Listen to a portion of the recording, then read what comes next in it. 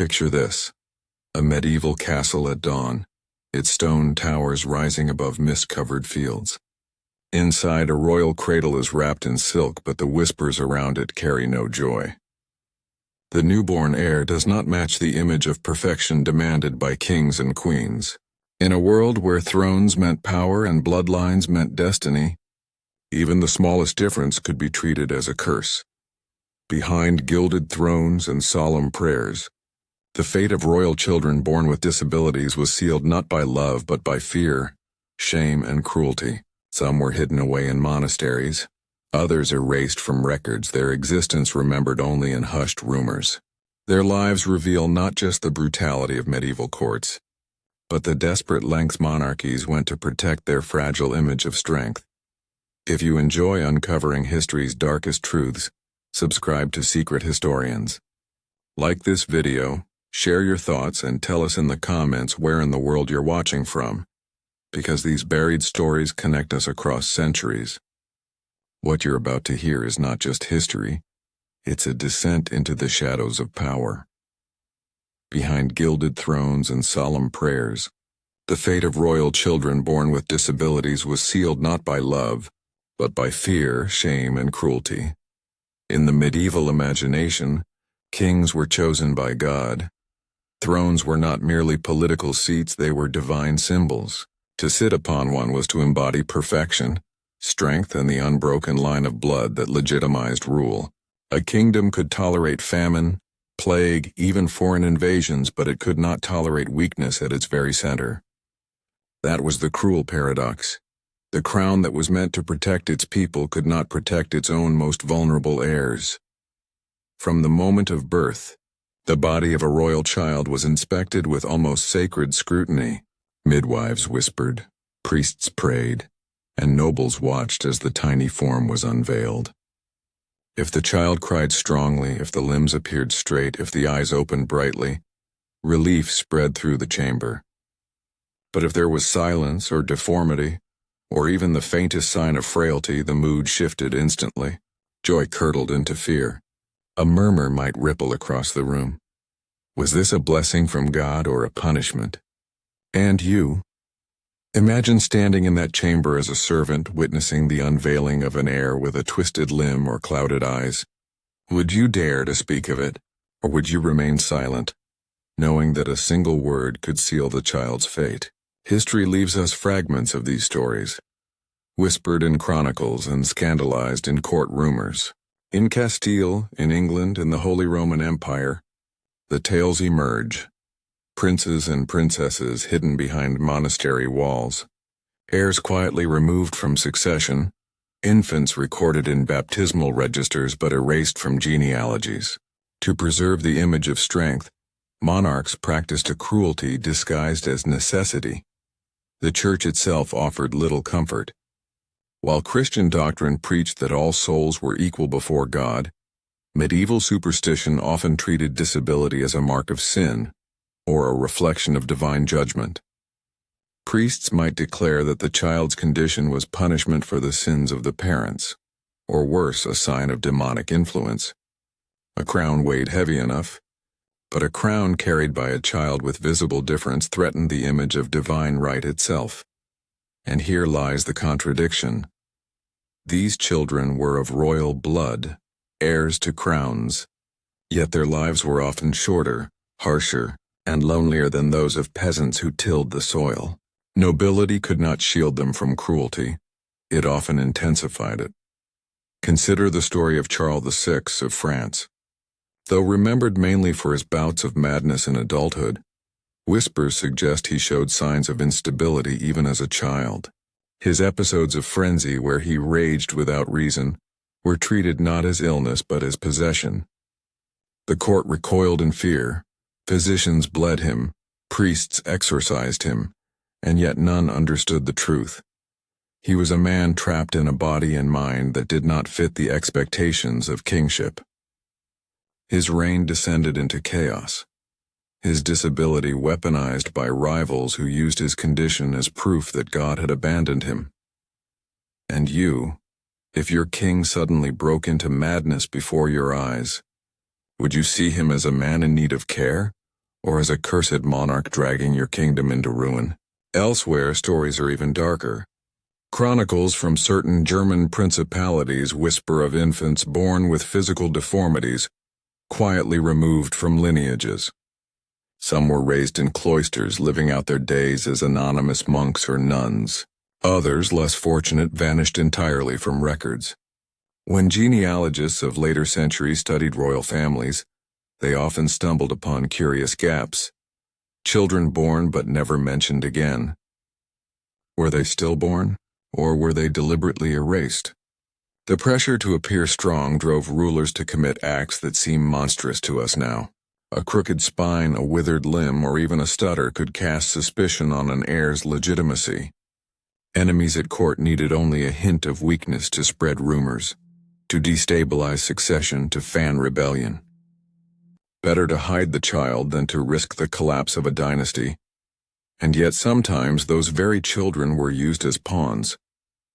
In the case of Joanna of Castile, later called Juana la Loca, her emotional instability was weaponized against her by political rivals. While not disabled in the physical sense, her struggles with mental health were exaggerated, manipulated, and used to confine her. She was declared unfit to rule, imprisoned for decades. Her crown worn by others while she lived in isolation. Her madness may have been grief or depression, but in the eyes of power it was enough to erase her. Imagine her, sitting in a stone chamber in Tordesillas, staring through barred windows, mourning her lost children, her lost throne. Was she mad, or was she a victim of cruelty masked as duty? In England, whispers surrounded the children of Henry VIII, though none were officially described as disabled. Yet chroniclers record miscarriages, stillbirths, and frail infants who never survived. The pressure to produce a strong, healthy male heir drove Henry into rage, shaping history itself as he discarded wives and reshaped religion. In this way, even the possibility of disability, of frailty, shook kingdoms to their core. And you, pause and ask yourself, what would it feel like to be a child born into such expectation, only to discover that your very body was seen as betrayal? The cruelty was not confined to physical bodies alone. In medieval convents, children placed there for their supposed unfitness often endured harsh discipline. Some chronicles describe beatings, forced fasting, and constant prayers intended to purify their souls. Disability was not understood as nature. It was treated as sin to be corrected. The child was rarely comforted, only condemned. Still, there were exceptions. Some mothers, against all pressure, protected their children fiercely. Queens who could not save their sons from rumors at least tried to shield them from harsher fates. In letters, fragments of tenderness survive. Lullabies sung in Latin, blessings whispered against the will of priests. These mothers knew the danger of loving openly, yet they loved all the same. Their devotion flickered like a candle in the dark chambers of power, but power was relentless. In courts obsessed with perfection, children born with difference rarely reached adulthood in peace. They lived in shadows, their lives consumed by silence, their stories erased until only faint traces remained in archives and whispers. And as you listen to their forgotten stories now, centuries later, what do you feel? Pity, outrage, or the chilling realization that entire dynasties built their power on the bones of children who were never allowed to live as they were? The golden thrones of medieval Europe gleamed with magnificence, but beneath them lay stories buried in shame. Stories of innocence turned into scandal, of children punished not for what they did, but for who they were. And this is only the beginning. The medieval court was not merely a household. It was a theater. Every gesture, every glance, every word spoken by royalty was scrutinized by nobles, chroniclers, and foreign ambassadors. To project strength was to ensure stability. To reveal weakness was to invite disaster. Within this theater, the presence of a royal child born with disability threatened to shatter the illusion of divine perfection. Whispers were dangerous currency. A crooked limb, a weak constitution, or a faltering mind could spread through corridors faster than any army. Rival factions at court seized upon such rumors, using them to undermine succession. Even neighboring kingdoms listened keenly for signs of imperfection, hoping to exploit weakness. Thus, the child who should have been treasured as heir became instead a liability, an open secret the court worked desperately to conceal. Imagine being a young maid assigned to the nursery of such a child. You cradle the infant, hear the fragile breath, see the twisted leg or the trembling hands. You know the love of a mother burns bright, but you also know the eyes of the kingdom burn hotter. Do you sing lullabies, or do you fear that your comfort will not save the child from the fate already being prepared? One of the most chilling examples emerges from the House of Valois in France.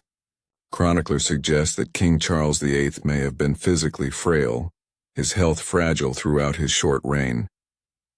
Although he was not born with a dramatic deformity, his weakness became the subject of constant speculation.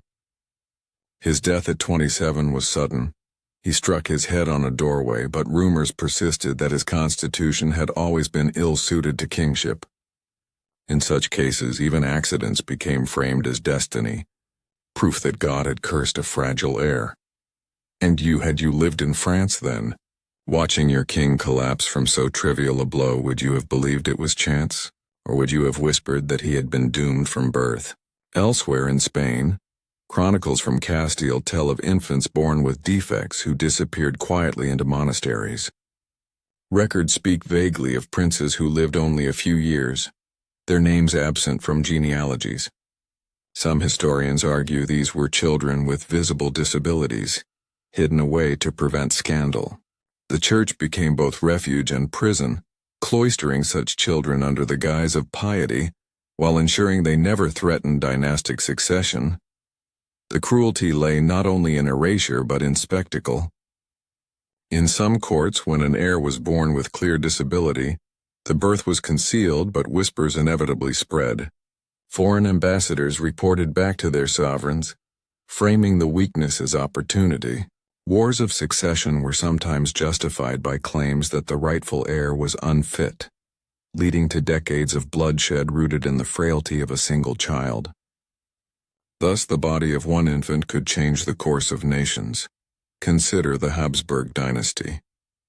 Centuries later, their infamous inbreeding would culminate in Charles II of Spain, whose body bore the weight of generations of genetic entanglement. His jaw was malformed, his body weak, his mind clouded. Though he lived in the 17th century, his tragedy echoes medieval patterns.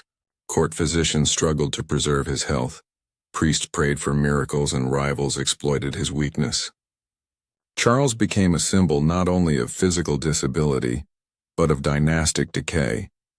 A warning written in bloodlines, and you, if you had been a courtier in Madrid watching the young king stumble, his words slurred, his body fragile, would you have sworn loyalty, or would you have looked to rival claimants knowing that a weak king was a dying kingdom? The cruelty extended beyond boys. Royal daughters born with visible differences faced equally harsh fates. Some were quietly married off to distant nobles, their disabilities hidden beneath dowries of gold.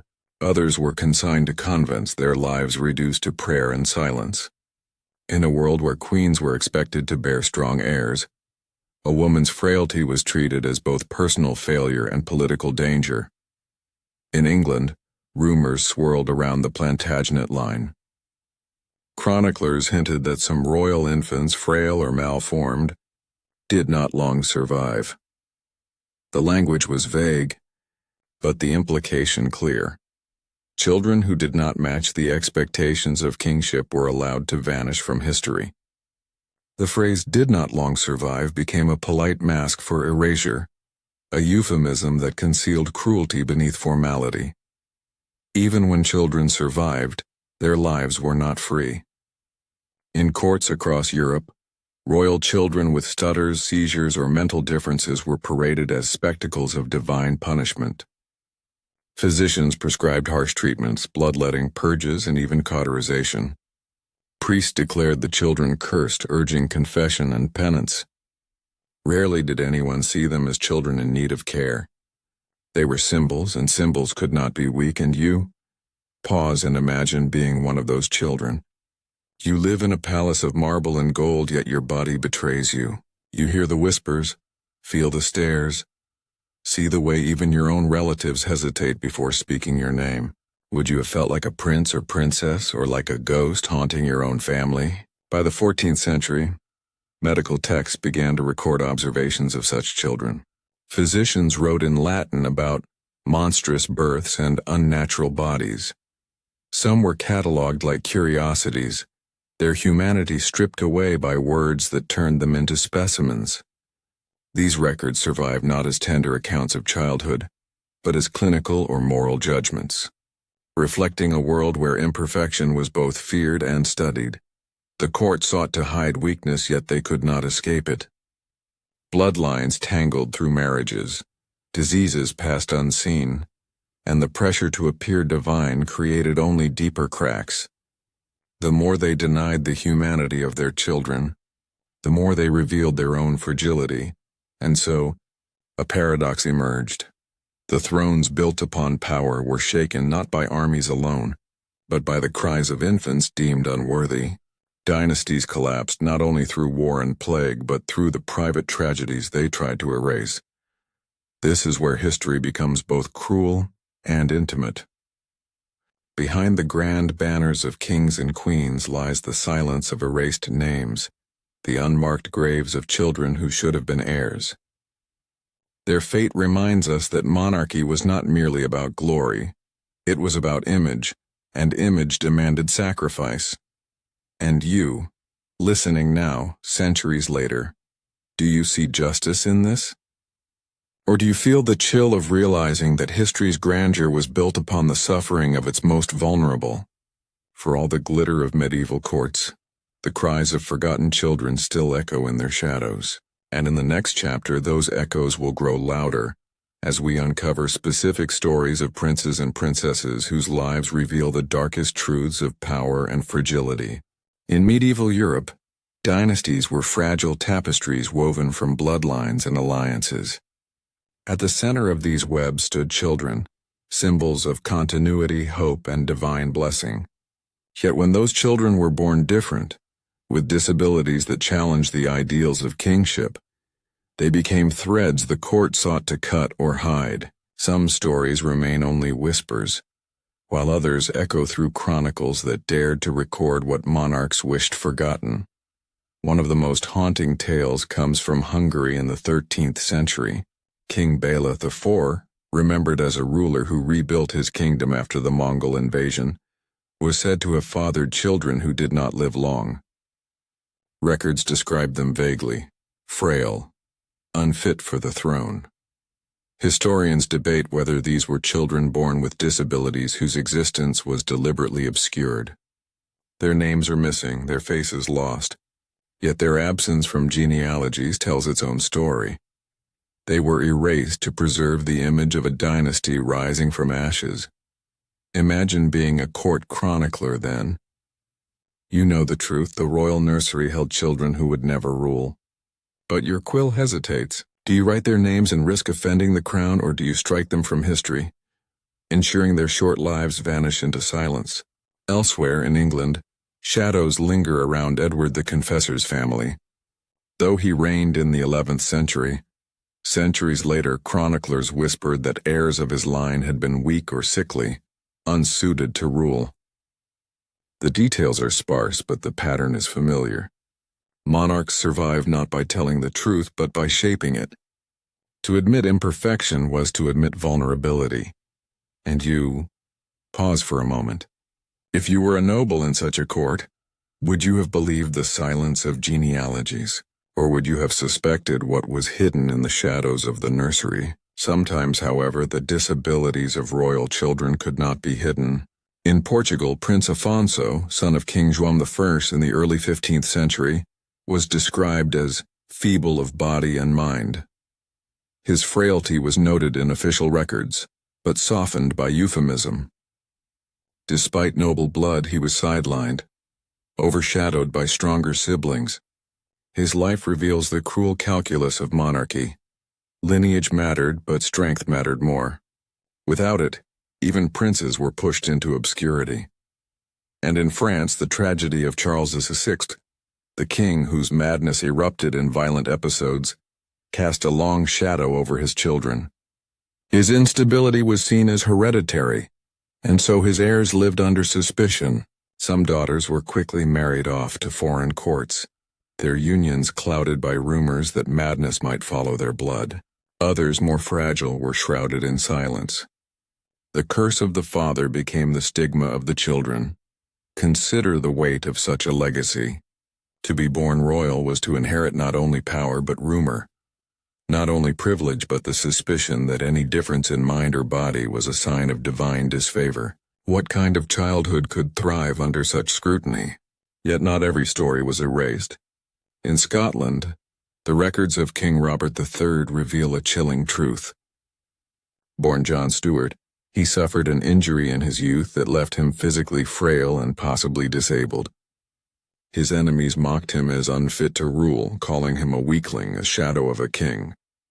Even after he took the throne, his reign was haunted by whispers of infirmity. His own son, the Duke of Rothesay, was murdered in a power struggle that exploited his father's weakness. Here, disability was not erased but weaponized, turned into proof that a kingdom could not endure under a fragile body. And you, if you had been a courtier in Scotland, watching your king stumble or struggle to ride, would you have pledged loyalty, or would you have shifted your allegiance to those who seemed stronger, even if it meant betraying your sovereign? The cruelty reached its most tragic when it touched children who never even lived to rule.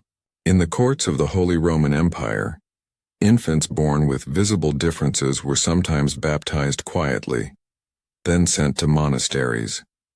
Chroniclers described them as born under ill stars, their lives reduced to omens. To peasants, such births were signs of God's displeasure. To nobles, they were political disasters, and so the children grew up in silence if they grew up at all. Medical texts of the time offer a glimpse into how such children were perceived.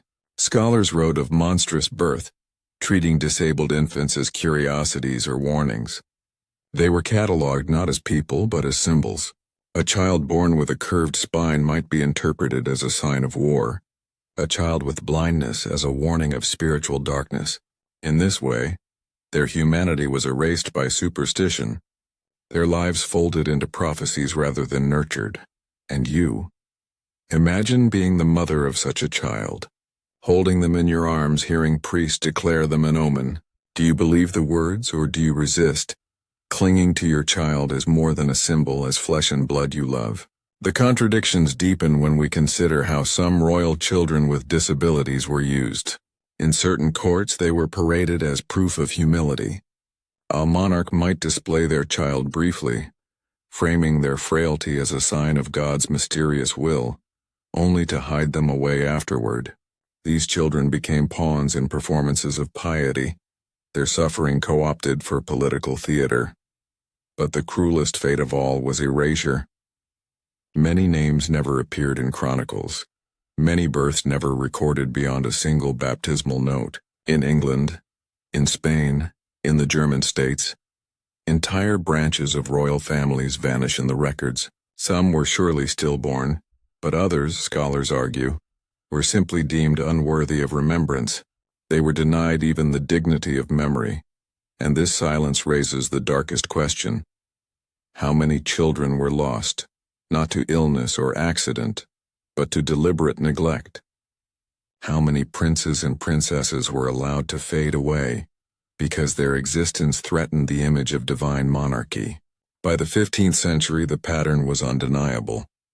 Courts across Europe presented their thrones as symbols of perfection, while behind palace walls, children who did not fit that image suffered, vanished, or were rewritten out of history. Their stories are faint, but together they form a chilling truth. The grandeur of kings and queens was built upon sacrifice, and the first to be sacrificed were often their own. And so, as we look deeper into the chronicles, we find not only rumors but names, children whose fates remind us that disability in a royal body was treated as tragedy, as scandal, as threat. Their stories pierce through centuries of silence, demanding to be heard. The next chapter will uncover those names, their lives, and their haunting ends. In the chronicles of medieval Europe, some names pierce through the veil of silence, fragile voices that history could not fully erase. These are the royal children born into gilded cradles yet condemned by courts obsessed with strength. Their stories survive in fragments, sometimes in scandal, sometimes in pity, often in cruel euphemism. But together they reveal the darkest truths of power. One of the clearest examples comes from Spain. Don Carlos, the son of King Philip II, was born in 1545. Though not medieval in the strictest sense, his fate was rooted in patterns that stretched back centuries. From birth, he was frail. His skull was misshapen, his body weak. As he grew, his behavior became erratic, violent, uncontrollable. Courtiers whispered that his bloodline had cursed him. Historians today point to generations of inbreeding within the Habsburg dynasty, which magnified hereditary defects. For his father, Philip II, Don Carlos was not only a son but a danger. By his 20s, he was imprisoned in his own chambers, dying young under suspicious circumstances. His story became infamous, retold as tragedy, proof that power and fragility could not coexist. And you, imagine being a courtier in Madrid, watching the prince stagger through the halls, his words slurred, his temper violent. Would you have pitied him or feared him? Would you have seen a victim of bloodlines or a threat to the kingdom? In Scotland, the tale of John Stuart, later King Robert III, shows another variation of this fate. Lame from a youthful injury, mocked by his enemies, he lived under the shadow of physical weakness. Chroniclers described him as not fit to ride. His enemies exploited his frailty, branding him a king too fragile to protect his people. His disability became a weapon used against him, undermining his authority until his death in 1406. In his reign, the cruelty of perception was sharper than any sword. France, too, bore its scars. Charles II, who reigned in the late 14th century, descended into madness. At times he could not recognize his own children. At others, he believed himself made of glass, terrified he might shatter. His episodes were treated with horror, not compassion. Physicians bled him. Priests prayed over him. Courtiers whispered of demons. His disability, psychological rather than physical, destabilized the realm, sparking wars of succession and giving rise to legends of a cursed crown. His children inherited not only his blood but his stigma. And you, if your king declared himself made of glass, would you laugh, would you fear, or would you weep? England offers its own shadows. In the Plantagenet dynasty, records note children who did not live long. Behind that phrase often lurked disability. Richard III himself, later vilified as a hunchback, may have suffered from scoliosis. While he grew to adulthood and seized the throne, his body became a target for propaganda. Shakespeare's play immortalized him as a deformed villain, proof that even centuries later, disability could be weaponized as symbol of evil. What was truth and what was slander? The line remains blurred. Even further back, chronicles mention the tragic case of William the Aetheling, son of Henry III of England. Though not disabled, his early death in a shipwreck left his father's succession in chaos. Yet whispers in later centuries suggested that other children of Henry, less robust, had been quietly erased. When genealogies contain gaps, when infants vanish from records, suspicion grows. Were they stillborn or hidden because their bodies bore marks of difference? In Central Europe, the Luxembourg dynasty wrestled with its own secrets. Sigismund of Luxembourg, later Holy Roman Emperor, had siblings whose names appear briefly then vanish. Some scholars argue that physical or mental disability may have sealed their fate in silence. The pattern repeats. Royal births celebrated with bells and prayers, only to be hushed if imperfection appeared. But perhaps the most haunting stories come not from kings, but from daughters. Royal girls born with visible differences faced fates that combined neglect with erasure.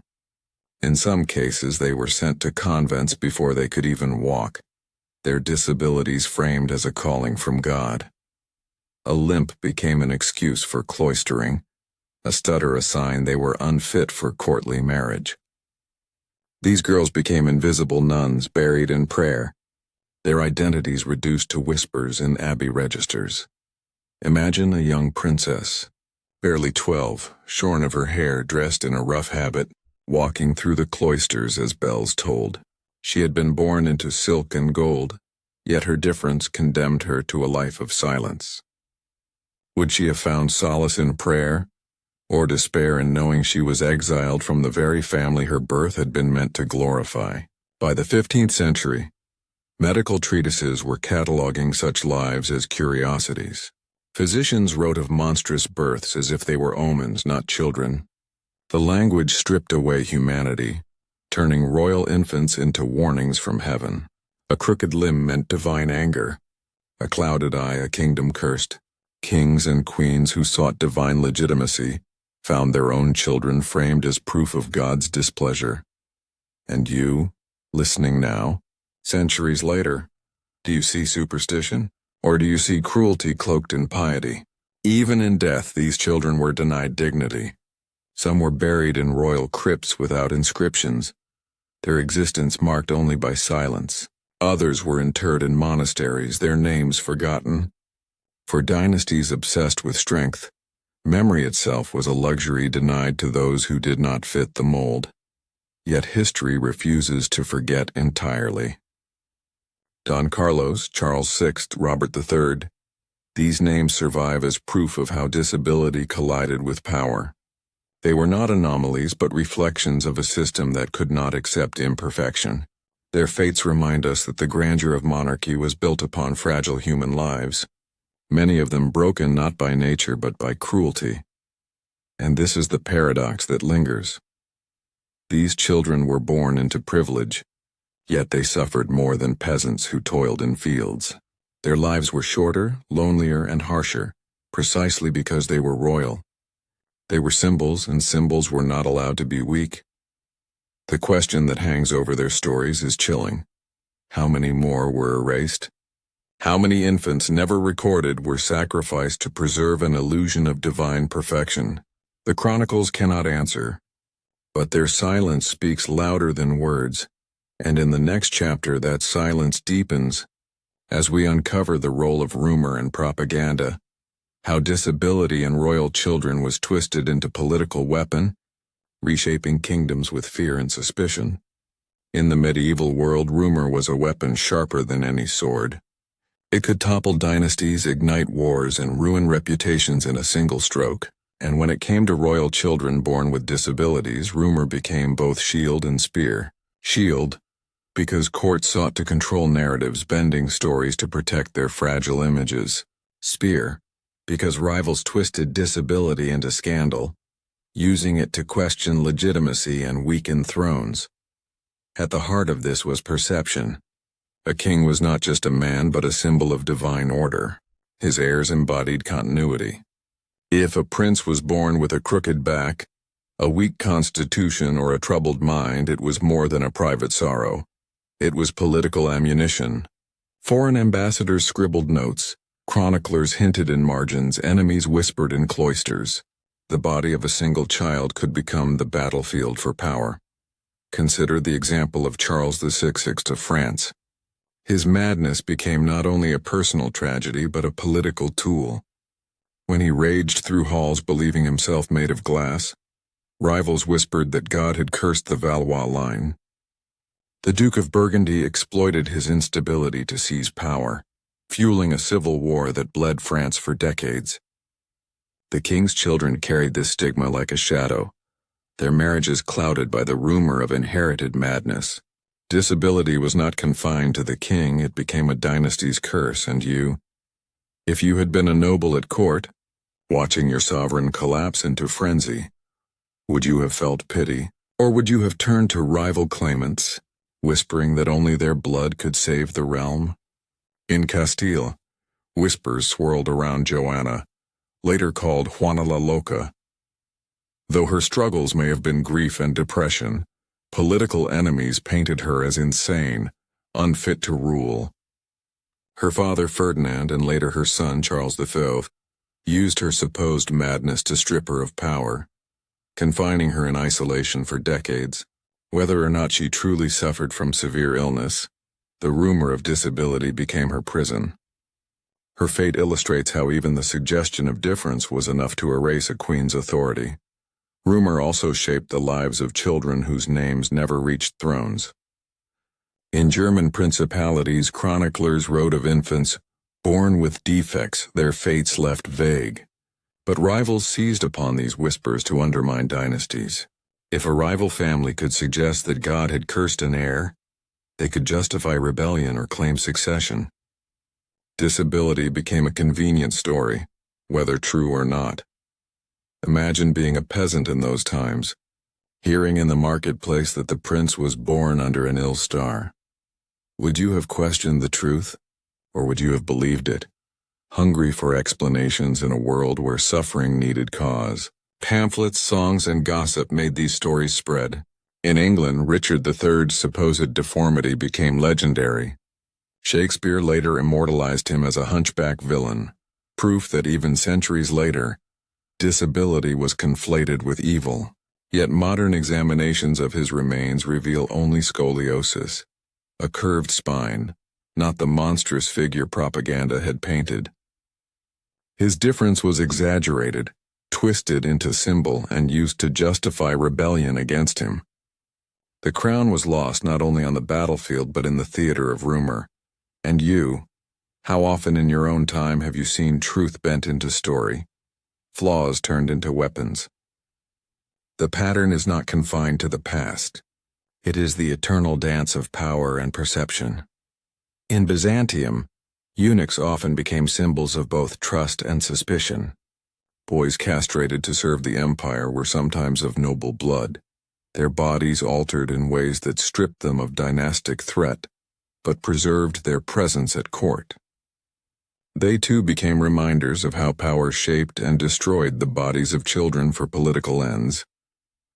Though not disabled in the natural sense, they were marked by difference, their altered state a tool in the Byzantine game of thrones.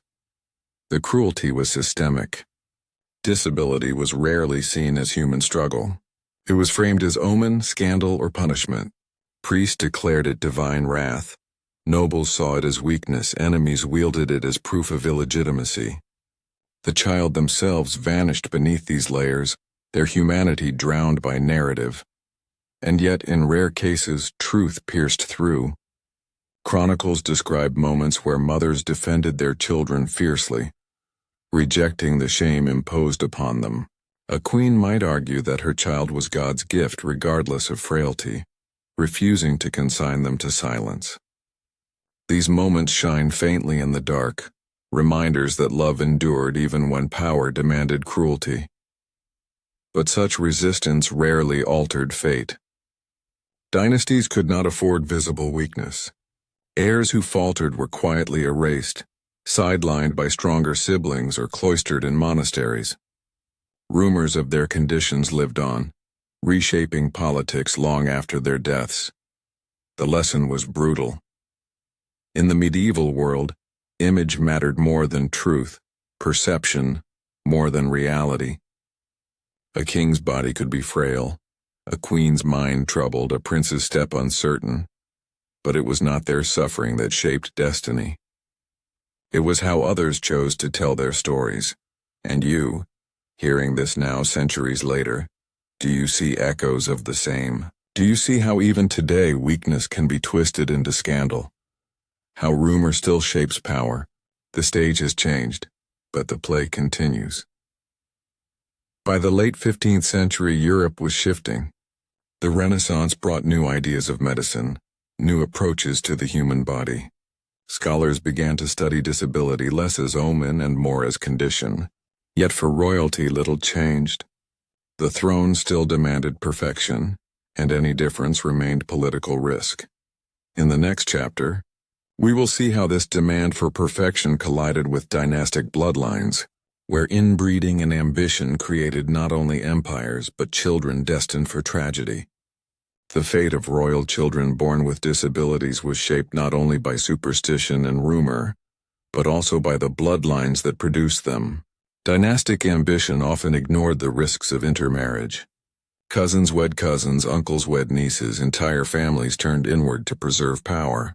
And within this tangled web, disability was not simply misfortune, it was the predictable outcome of decisions made in gilded chambers, sacrifices chosen in the name of crowns. The Habsburgs are the most infamous example, though their tragedies extend into the early modern era.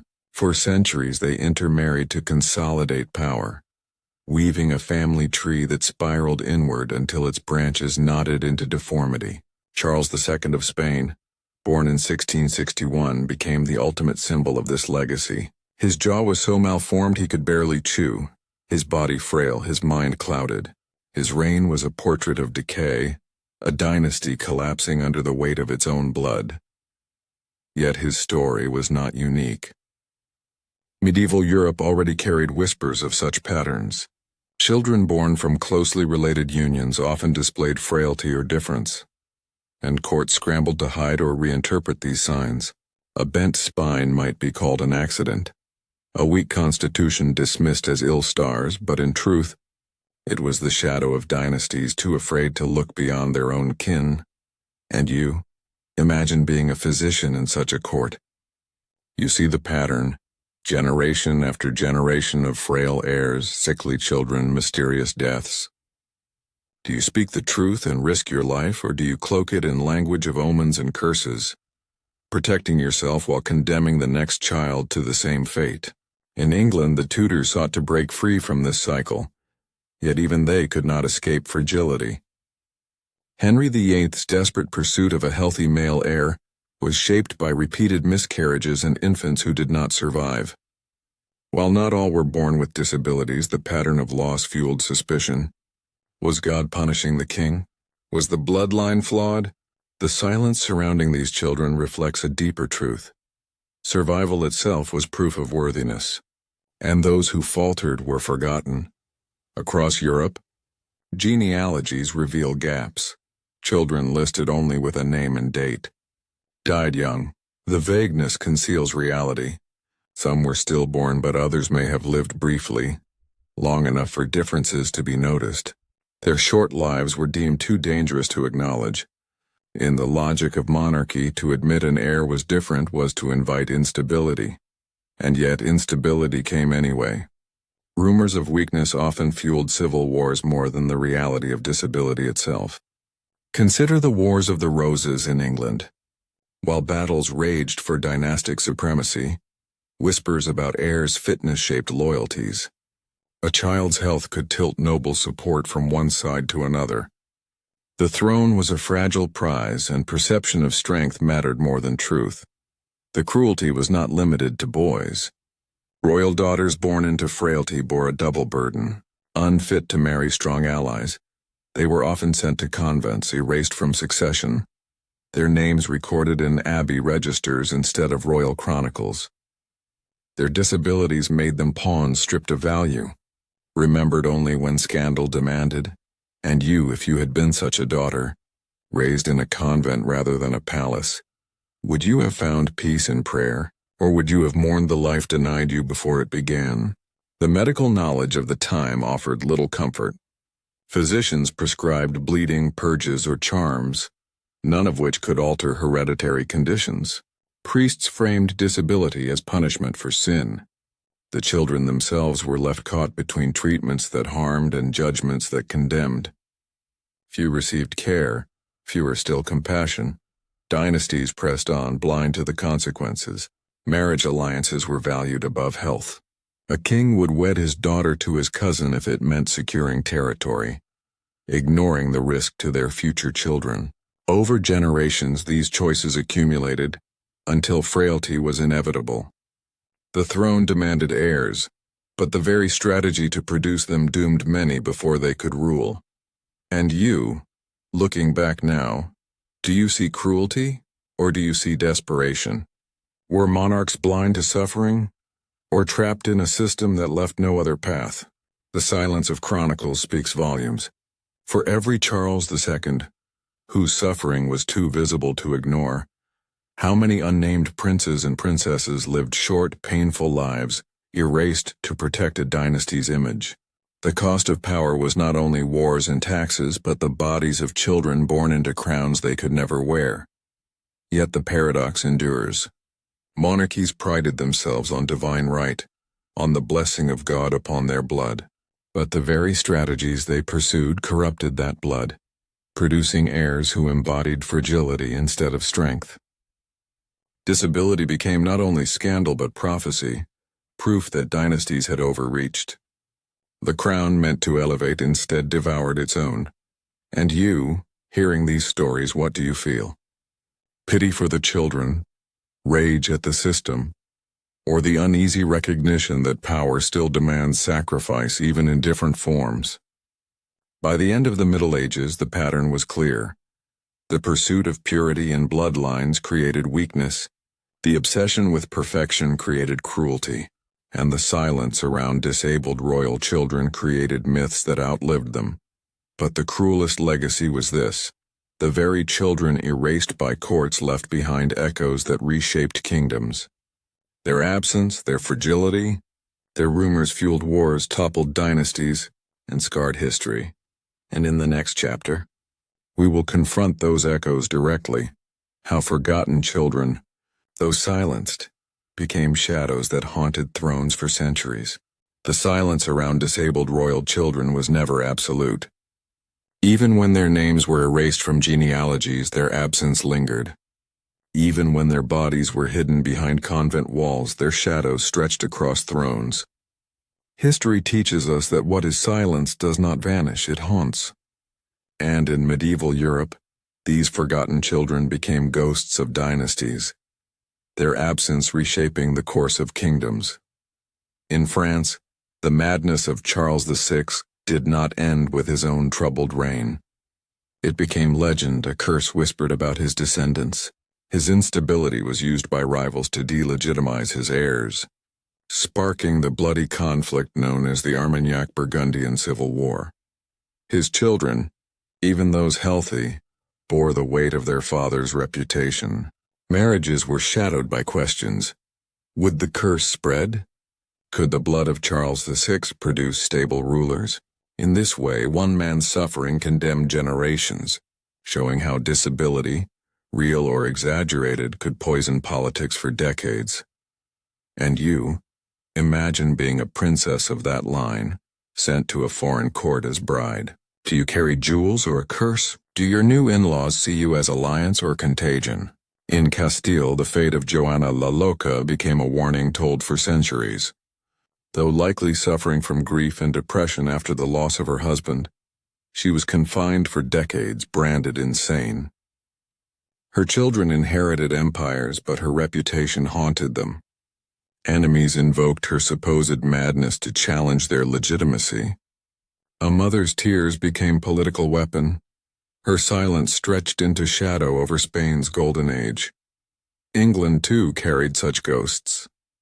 Richard III's supposed deformity became propaganda long after his death, immortalized by Shakespeare as proof of evil. Though modern science shows he suffered only from scoliosis, the rumor outlived the truth, shaping how generations viewed his reign. His body, twisted in life, was twisted again in memory, weaponized to justify the rise of the Tudors. The ghost of his spine haunted English history for centuries.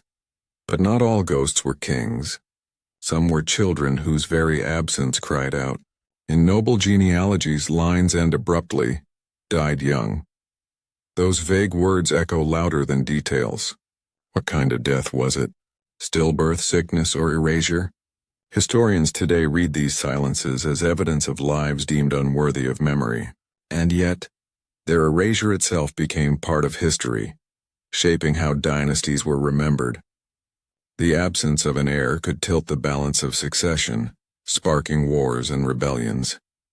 Picture the royal nursery. One cradle filled, another empty. One child praised, another hidden. The silence of one becomes the storm around the other. How many battles were fought? How many treaties signed because a frail child was not allowed to live his truth? The Habsburg dynasty later became infamous for the Habsburg jaw, a genetic deformity that symbolized centuries of inbreeding. But its roots lay in medieval strategies where cousins married to preserve crowns. Children born with disability became not accidents but inevitabilities. Their suffering whispered through courts, reshaping politics. When Charles II of Spain died without heir in 1700, his disability and sterility, products of bloodline obsession, triggered the War of Spanish Succession. One frail body plunged Europe into chaos, showing how ghosts of children long gone could still ignite wars. And you, had you been a soldier in that war, bleeding on foreign fields, would you have realized your fate was tied to the fragile body of a king you never met? The ghosts were not always royal. Even noble houses carried scars of disabled heirs hidden or erased. Chronicles mention barons sending frail sons to monasteries, daughters with deformities quietly cloistered. Their names fade, but their absence altered inheritance, land, and alliances. Dynastic marriages crumbled, rivalries deepened, blood was spilled, all because a child's body did not fit expectation. In monasteries, some of these children grew to adulthood, cloaked in silence. Their writings, when they survive, reveal lives of prayer tinged with melancholy. A prince might copy manuscripts, his royal blood unmentioned, his difference unspoken. A princess might weave tapestries, her lineage erased, her hands recording silently the history she was denied. These cloistered lives remind us that ghosts sometimes lived unseen yet present, shaping dynasties by their absence from courts. The haunting grew heavier in the imagination of people.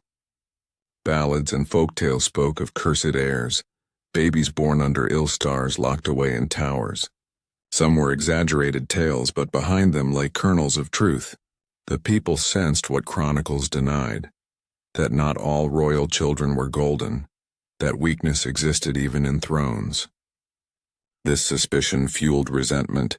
If kings were supposed to be chosen by God, how could God choose imperfection?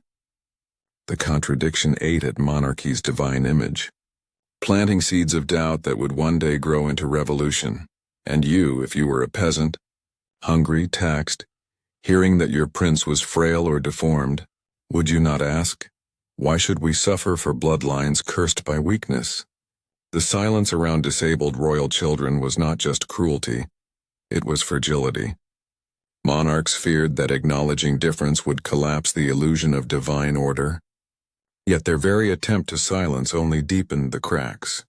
By erasing children, they left gaps in history that whisper louder than records. By hiding heirs, they fueled suspicion that spread like fire. In trying to bury imperfection, they unearthed instability. By the end of the Middle Ages, Europe was littered with such ghosts. Some were remembered in slander, like Richard III, others in sorrow, like Joanna la Loca, others not at all, their names gone but their absence reshaping dynasties. Together they remind us that power does not erase vulnerability, it only magnifies it. The final tragedy is this: these children, born into crowns, suffered not for who they were, but for what they symbolized. They were denied the simple dignity of being seen as human. Instead, they were shadows, tools, weapons, omens, or erasures. And in the next chapter, we will confront the ultimate question. What does their story teach us about power itself? Were these children victims of their own family's cruelty, or of a system that demanded perfection at any cost? The story of disabled royal children in medieval Europe is not just about individuals. It is about the very structure of power. These children were born into crowns of gold, yet their lives were shaped by chains of expectation. They were victims not only of frailty, but of a system that demanded perfection, that treated difference as curse, and that sacrificed innocence to preserve illusion. When we look back, we see a pattern written across centuries. A child is born. The midwife hesitates. A murmur rises among nobles. A priest mutters about punishment. A physician scribbles about ill stars. And in that instant, a life that should have been celebrated becomes a burden, a secret, a threat. The cradle wrapped in silk becomes a coffin of silence. And you, imagine yourself in that chamber. Would you have whispered the truth or bowed to the silence? Would you have defended the child or turned away, complicit in cruelty? These children were erased, but their absence speaks. Dynasties shifted, wars erupted, marriages collapsed, all because a frail body or troubled mind disrupted the illusion of divine monarchy. The throne was supposed to embody strength, but its heirs revealed fragility. That fragility, denied and silenced, reshaped history more than swords or treaties. Consider the ripple effects. In France, the madness of Charles VI fueled decades of civil war. In Spain, the frailty of the Habsburg line culminated in a war that engulfed Europe. In England, the supposed deformity of Richard III justified a new dynasty. In Castile, the tears of Joanna la Loca became chains for her children. Each story reminds us that the lives of forgotten children were not isolated tragedies. They were catalysts, reshaping nations. And you hearing this now, centuries later, do you see them as weak? Or do you see them as powerful in their unintended influence? Their suffering raises questions that echo still. What is the cost of power built upon illusion? What happens when a system values image above humanity? Medieval monarchies believed they could bury imperfection, but in truth they only buried their own stability. The attempt to silence children born with disabilities became a silence that haunted kingdoms, a silence that cracked thrones, a silence that still whispers in history's pages. Perhaps the greatest cruelty was the denial of humanity. These were children, sons and daughters, boys and girls, whose only crime was to be born different. Yet they were treated as omens, scandals, threats. Their short lives remind us that power corrupts not only rulers but the way we see the most vulnerable. But there were moments of defiance. A mother's hand clutching her child, a lullaby sung in secret, a chronicler daring to write a name that should have been erased. These small acts of love and memory shine like stars in the darkness, proof that even in the cruelest systems humanity flickered. And you? What would you have done? If you were a queen, would you have hidden your child to protect them or shown them proudly and risked their destruction? If you were a chronicler, would you have written the truth or safeguarded your life with silence? The legacy of these forgotten children is not just medieval. Their stories force us to confront a timeless truth. Societies reveal themselves by how they treat their most vulnerable. Monarchies built on divine perfection could not endure imperfection, and so they turned cruelty into policy. But in doing so, they left cracks in their crowns that time widened into collapse. Today, their ghosts remain. Walk through Versailles, and you feel the silence in empty nurseries. Wander abbeys in Castile, and you sense the presence of children cloistered before their time.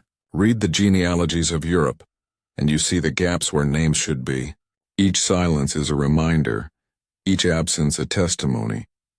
Their fate is tragic, but it is also instructive. It teaches us that no system built on denial can survive. Power that rejects humanity destroys itself. The medieval courts tried to erase these children, but by doing so, they revealed the limits of their own illusions, and so, the story ends where it began. Behind gilded thrones and solemn prayers, where the fate of children was sealed not by love but by fear. But unlike their parents, we cannot turn away. We must remember them, not as omens, not as scandals, not as curses, but as children whose lives mattered, even if history tried to silence them. Because in the end, silence is never complete. Their stories live on in whispers and questions and shadows. They remind us that some truths, no matter how deeply buried, refuse to vanish. And you, listening now across centuries, what will you do with their memory? Will you see them only as tragedies of the past or as warnings for the present? Will you let their voices remain shadows? Or will you keep them alive in the light of remembrance? Perhaps that is the true lesson of their fate, that even in silence they speak. And it is up to us to listen.